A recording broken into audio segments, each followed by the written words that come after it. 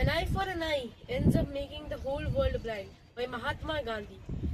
Good morning, friends. Today I am going to talk about the war in the Middle East and its impact on India.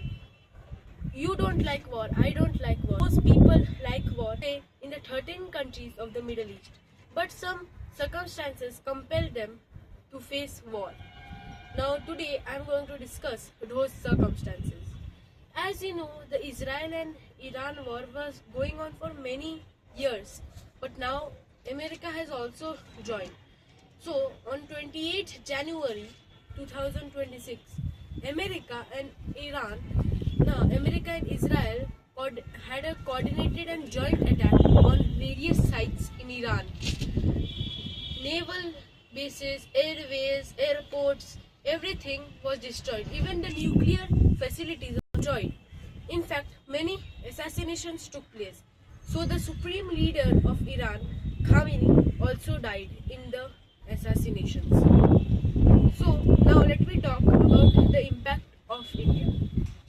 You know that the crude oil, the LPG, liquefied petroleum gas, and the LNG, liquefied natural gas, are imported from a strait called the Strait of Hormuz. You know that, right? So, but now after the war, Iran has closed the Strait of Hormuz. But still, it is allowing Iran's shipments. But Iran is allowing India's shipments to pass through the Strait of Hormuz. But LPG and LNG is the main cause. Crude oil is not the main cause. As you know that India is the second largest importer of LPG and LNG after China. It imports 25 million tons of LNG every single year. That makes it the second largest importer of the crude oil. So now let me talk about the economic impacts and the relation of India with the 13 Middle East countries. The 56% of remittances is affected. Remittances is the sum of money that the people of the home country gain from the outside countries. And the imports of India are 56% also. So that is also affected. And furthermore, the exports are also affected. The 17% of exports.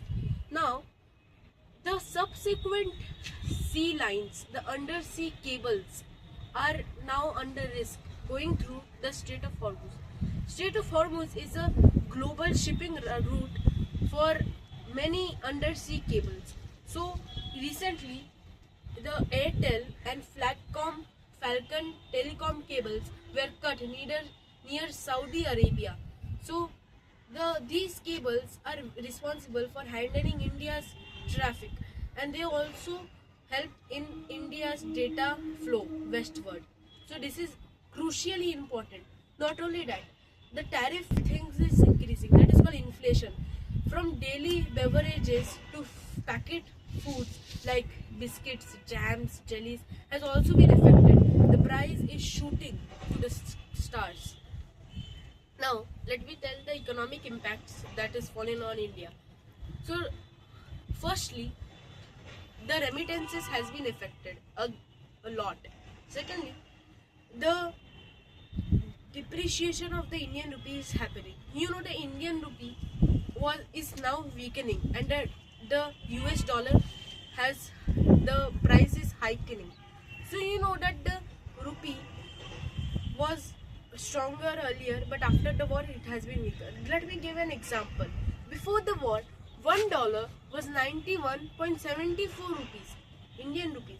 But now, after the war, now $1 is 92.30 rupees. As you can see, there is a huge hike.